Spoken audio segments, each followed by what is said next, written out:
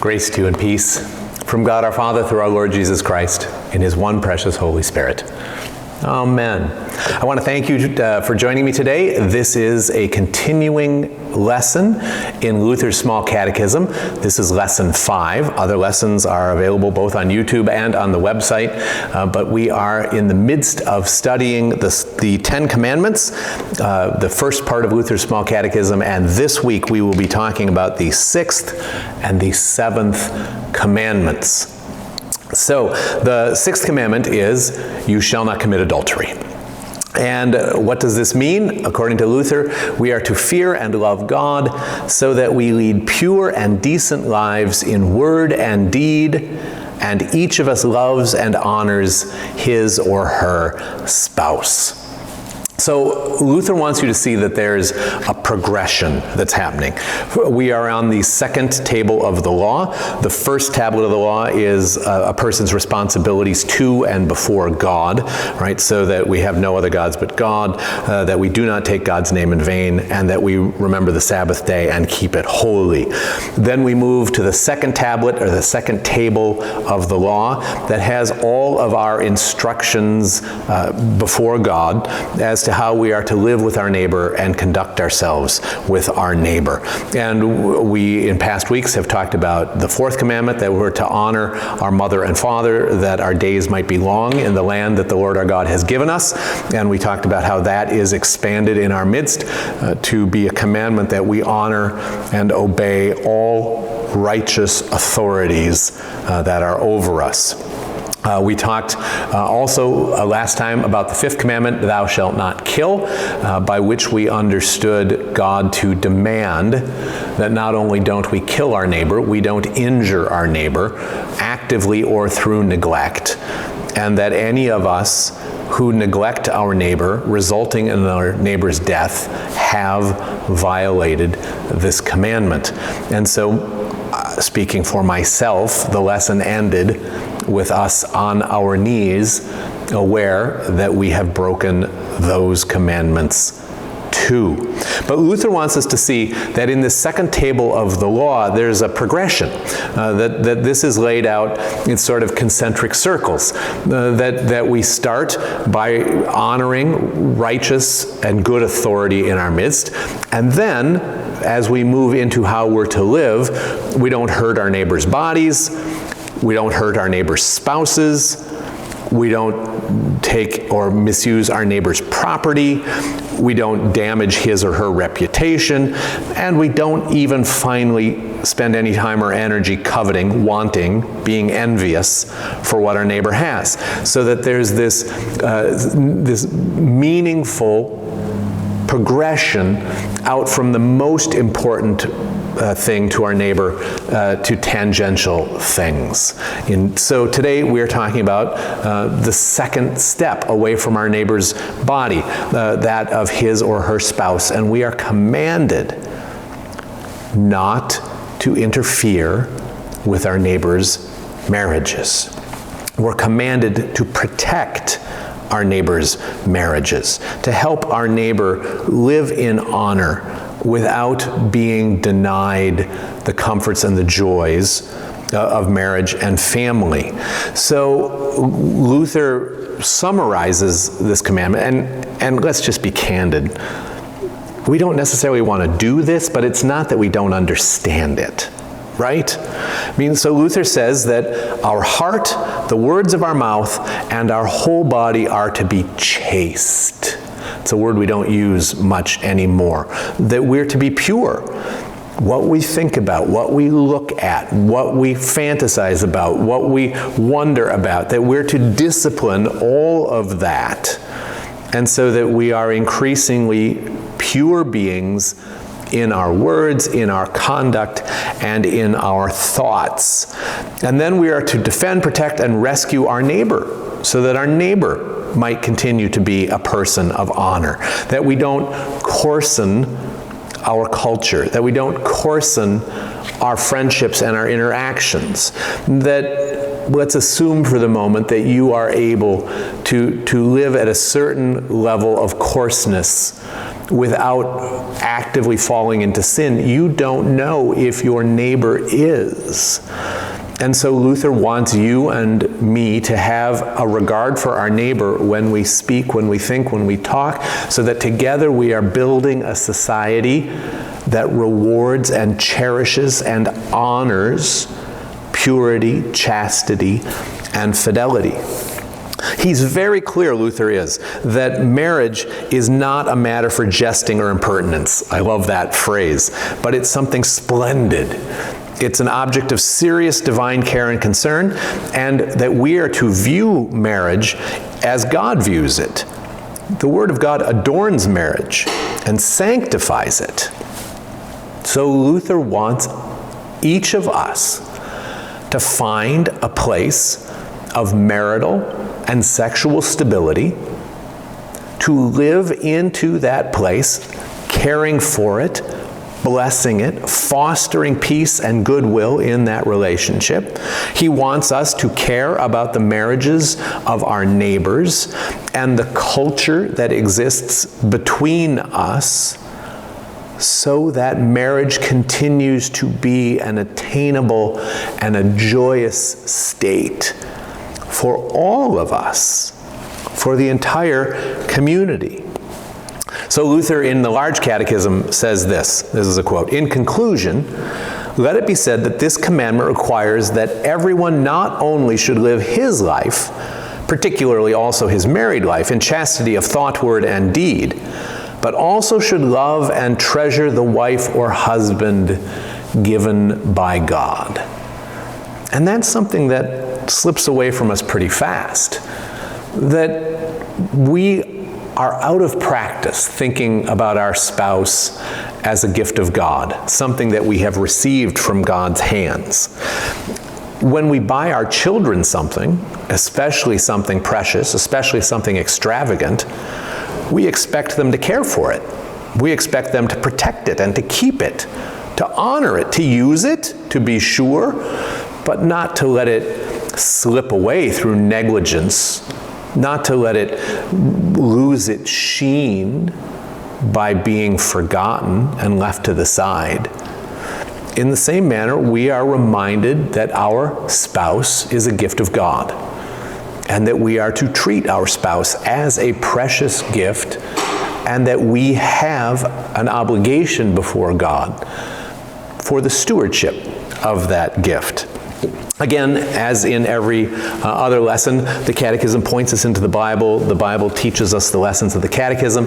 And one suggested lesson for this commandment is that you and I would review and fill our hearts again with the story from 2 Samuel 11 of David and Bathsheba. You remember this story, right? Where David is up on the roof of his palace and he looks out and he sees Bathsheba bathing on the roof of her dwelling. He wants to know who it is. He finds out that this is a married woman, the wife of one of his mercenary soldiers, Uriah the Hittite, who is currently away fighting a battle for David. David, overcome by lust, brings Bathsheba into his house and into his bed, impregnates her, and now he has a problem, because her husband is away from home. There's clearly been an adultery. And David compounds the adultery by murdering Uriah the Hittite, and then takes Bathsheba to be his wife. If you remember the ins and outs of the story, God is not amused, and there is grave punishment indeed. So 2 Samuel 11 for that story. May God continue to teach all of us how we ought to live as partnered and married persons. The seventh commandment, in the same way as the sixth, is also not difficult to understand at all. It can be grasped by a 3-year-old, right? The commandment is, you shall not steal. What do we tell 3-year-olds? Is that yours? If it's not, don't touch it. Right? Don't touch stuff that's not yours. It's not very complicated. Certainly don't take things that are not yours. Don't put things that are not yours in your pocket. right? So you shall not steal. According to Luther, what does this mean? We are to fear and love God so that we neither take our neighbor's money or property, nor acquire them by using shoddy merchandise or crooked deals, but instead help them to improve and protect their property and income. And if you have a copy of the Large Catechism, or if you want to go online and look for a copy of it, Project Gutenberg has it. I think Concordia, their website, I think they have a Large Catechism, or I'm happy to get you a Large Catechism. Luther just goes off here. That for whatever reason, when he preached this sermon, someone must have defrauded him, because he gives example after example of what it means to steal from another person. Right? He reminds us that after our lives and our spouses, most of us, the next most important thing to us would be our property. And again, you know, it's a different culture. You probably said children. Luther would lump children in with spouse. Remember that the not committing adultery is about having whole, perfect, pure, wholesome families, right? At different stages, the church might also have listed children among property, possessions, things that we've been given for which we're responsible. Not saying that children are like a car or like a hammer, but that they are gifts from God over which we have stewardship responsibilities. At any rate, life, spouse, property, you can see a progression there. And Luther is absolutely without humor on this. And there is no bending and there is no gray, that you should not take anything that is not yours in any way. And then he goes on to list them in great detail, right? So it starts with overt theft, taking things out of someone's house, breaking and entering, picking someone's pocket. Luther thinks that those are so obvious that we don't need to spend much time on them. You understand in your bones that God finds such conduct wrong and will judge such conduct. Right? So, you know, if it's yours, don't take it, right? If it's not yours, help your neighbor protect and defend it. Return property to people when you have the opportunity to do it. Help your neighbor keep what's his. All that's clear. But then he lists these sorts of things, right? When you take advantage of someone in a business dealing or in any exchange of money for goods or services, stealing. You shall not steal. That we are not to take advantage of one another. We're not to play off one another's ignorance. We're not to peddle things that we are unsure about, things of questionable value. We're not to make assertions that we can't prove about the value of the product that we're trying to hawk. We may not take advantage of anyone else. We can't damage property or allow it to be damaged. Luther thought that when I damage your property, I am stealing from you. If I borrow your shovel and leave it in the rain, I have stolen from you. He said that when we vex our employer, I love that language, when we vex our employer through laziness, carelessness, or spite, we steal from our employer. And he goes on to do a little back-of-the-envelope math, that if you add up what a lazy or spiteful or careless employer or employee can cost an employer over the course of the year, it can add up to a substantial sum of money, and it is exactly the same thing as putting your hand in your employer's pocket and taking his wallet from him. Before God, there is no difference at all. Luther called it stealing when we overcharge. When we pad a bill, it's stealing. When we're careless or unreliable in our work, Luther calls it stealing. We've all had this experience, right? Where we've hired someone to do something for us, and then we had to go back, and we had to go back, and we had to go back. because the tradesman or the mechanic or the merchant just couldn't be bothered to get it right the first time. Luther thought that providing defective merchandise, using trickery, sharp practices, or underhanded dealings were all versions of theft. That we are supposed to be completely above board and completely candid about the pluses and minuses of anything that we're peddling. We're to be thinking of our neighbor's interests when we're trying to make a sale, and we're to be protecting our neighbor's interests when we conclude the sale. Again, I am sure that someone had done him wrong because he just explodes. It goes on and on and on. We're not allowed to exploit one another. When people are afraid, when people are ignorant, when people are angry, it's very easy to separate them from some of their money. We're not allowed to exploit them, to fleece them, to victimize them. And then he goes into a long section about how the civil government has responsibility to protect the citizenry from any of these practices. And that part of keeping this commandment is that we aid the civil authorities in protecting the property of our neighbor. And that we insist that the civil authorities themselves don't steal from us, don't overcharge, don't have unreasonable taxation schemes.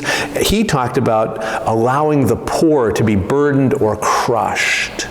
For him, that was the ultimate expression of the state or the government stealing. When things are set up in such a way that it becomes an undue burden upon the poor. And then there's this wonderful phrase that Luther says, quote, "Thievery is, in short, the most common craft and the largest trade union on earth." Meaning, of course, that all of us have stopped in this place, and all of us have done one or more of these things that are forbidden. So then Luther concludes this. "Let everyone know then that he is duty-bound at the risk of God's displeasure to do no harm to his neighbor, to take no advantage of him in business, and never in any kind of transaction to deal unreliably or underhandedly with him. More than that, he is faithfully to protect his neighbor's property and to look after and further his interests, especially if he is paid or otherwise remunerated for such services. We're commanded to promote our neighbor's property interests, improve his situation, and if he is in need, be he friend or foe, share with him and lend to him." So what started out as being a pretty obvious thing that you could teach a 3-year-old in one sitting turns out to be an all-encompassing manner of life. That we are in this together, that we never take advantage, and that our first thought is always to protect the people around us. In the Large Catechism, Luther ends the section on this commandment by reminding us of Proverbs 19:17. Proverbs 19:17 says, "He who is kind to the poor lends to the Lord, and the Lord will repay him for his deed." Luther goes on then to remind his congregation and us that as we care for the poor, God will give us 100 times more than we could scrape together by irresponsible conduct or unjust dealings.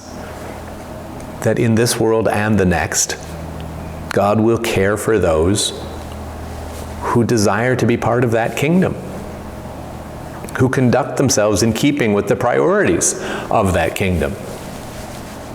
And you and I will never be able to steal the smallest part of what we'll receive from God's opened hand. The Bible story that we're encouraged to remember today is from Joshua chapter 7.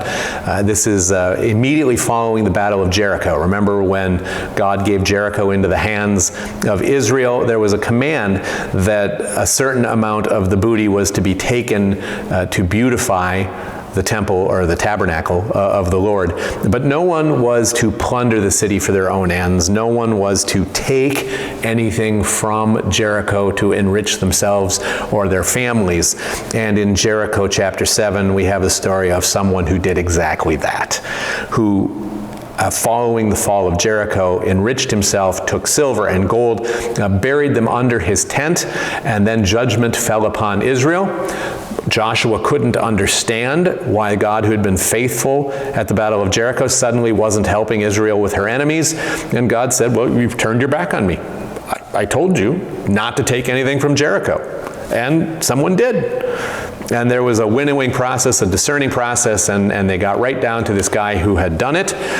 He confessed that he had done it and was grievously punished. God takes it personally when we steal from one another. The guy in this story in Joshua didn't steal from the temple, didn't steal from God. He didn't steal from part of God's family. He stole from a defeated enemy of the people of God.